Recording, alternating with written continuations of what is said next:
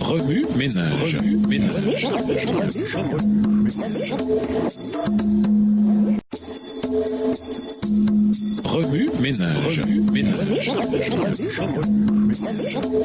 Bienvenue dans votre émission Remue ménage. Nous voilà à la leçon de dimanche, le preneur de rouleau et le briseur de seaux. Dans Apocalypse 4 et 5, la splendeur magnifique du ciel est pleinement exposée. Mais par-dessus tout, ces chapitres nous amènent au point culminant du plan céleste de la rédemption. Nous sommes dans la salle même du trône de Dieu, là où Jésus est retourné après son aventure humaine, où il a pris sur ses épaules fatiguées la destinée de l'humanité. Nous nous tenons là, émerveillés, tandis que nous voyons les citoyens du ciel qui, retenant leur souffle, observent les derniers événements étonnants entourant le plan de secours céleste.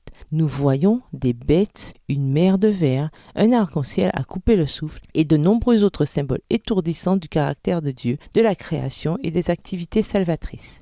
Où ai-je déjà vu ça? Lisons Hébreux 4, versets 14 à 16. Hébreux 4, versets 14 à 16. Ainsi, puisque nous avons en Jésus, le Fils de Dieu, un grand prêtre éminent qui a traversé les cieux, demeurons fermement attachés à la foi que nous reconnaissons comme vraie. En effet, nous n'avons pas un grand prêtre qui serait incapable de se sentir touché par nos faiblesses. Au contraire, il a été tenté en tout point, comme nous le sommes, mais sans commettre de péché. Approchons-nous donc du trône du Dieu de grâce avec une pleine assurance. Là, Dieu nous accordera sa bonté et nous donnera sa grâce pour que nous soyons secourus au bon moment. Jésus n'était pas un fils prodigue, mais son retour au ciel après son aventure terrestre réussie fut souligné par une grande cérémonie. Après tout, c'était là le commencement de son ministère céleste, ministère par lequel il devint notre lien direct pour tous les dons du ciel et la grâce rédemptrice. Hébreux 4, versets 14 à 16. Plus jamais un agneau serait immolé en faveur de l'humanité. L'agneau de Dieu avait été sacrifié une fois pour toutes. Apocalypse 4 et 5 ont pour cadre le point 0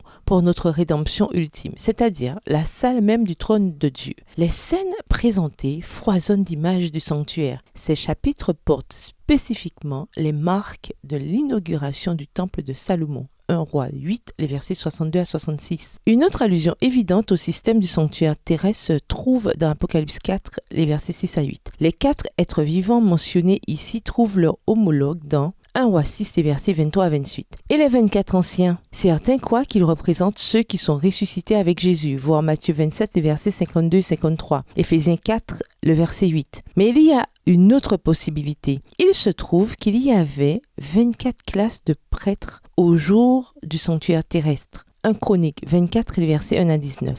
Ces 24 anciens interviennent de façon ultime dans Apocalypse 4, les versets 9 à 11. Ils s'agenouillent, jettent leur couronne aux pieds de Jésus et chantent un chant de louange puissant à l'ultime souverain sacrificateur. Nous ferons bien de suivre leur exemple, tandis que nous en avons l'occasion. Il est difficile d'éviter les 4 bêtes d'Apocalypse 4, les versets 6 à 9, lesquelles nous rappellent les bêtes d'Ézéchiel 1, les versets 5 à 26. Quant à leurs 6 ailes, jetons un coup d'œil sur Ésaïe 6, verset 2. Dans le symbolisme biblique, les ailes indiquent typiquement la vitesse à laquelle les messagers célestes exécutent les ordres. En passant, certains commentateurs estiment que les yeux de ces bêtes se réfèrent à une expression idiomatique en hébreu pour l'éclat, ce qui peut aussi signifier l'intelligence. Ce ne sont là que quelques similarités frappantes avec les services du sanctuaire et les écrits de l'Ancien Testament. Plus on lit, plus il devient clair que toute cette affaire relevait d'un dessein divin. Et ce fameux rouleau, lisons Apocalypse 5, les versets 1 à 8.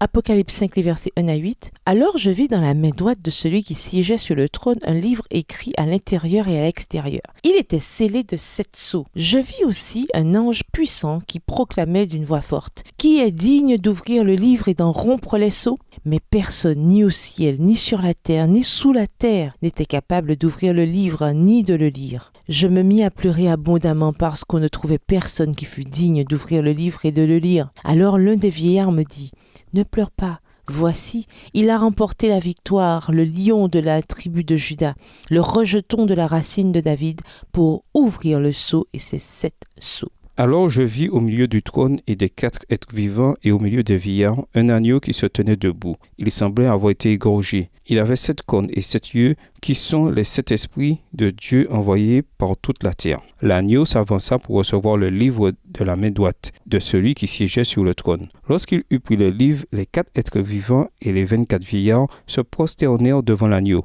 Ils avaient chacun une harpe et des coupes d'or remplies d'encens qui représentent les prières de ceux qui appartiennent à Dieu. Vous est-il déjà arrivé de ne réussir à ouvrir un pot qu'après vous être donné beaucoup de mal? L'usine avait fermé ce pot très serré. Eh bien, imaginez maintenant que vous essayez d'ouvrir quelque chose que les mains divines ont scellé. C'est ce qui s'est produit avec le fameux rouleau mentionné dans Apocalypse 5, versets 1 à 8. Personne ne pouvait en ouvrir les 7 sceaux jusqu'à ce que Jésus, l'agneau victorieux et digne, prenne sa place dans la salle du trône céleste. Pourquoi Jésus et personne d'autre? Parce qu'il était la seule personne ayant les compétences nécessaires pour sauver l'humanité. Mais revenons à notre thème inaugural. Dans l'ancien Israël, chaque fois qu'un nouveau roi montait sur le trône, on lui remettait le rouleau de l'Alliance. En d'autres termes, comme dans toute autre chose, dans ces chapitres de l'Apocalypse, la scène du rouleau se base aussi sur le sanctuaire. Ici, le rouleau devant être ouvert représente l'histoire du salut tout entière, comme on le verra clairement dans les 2 prochains chapitres de l'Apocalypse.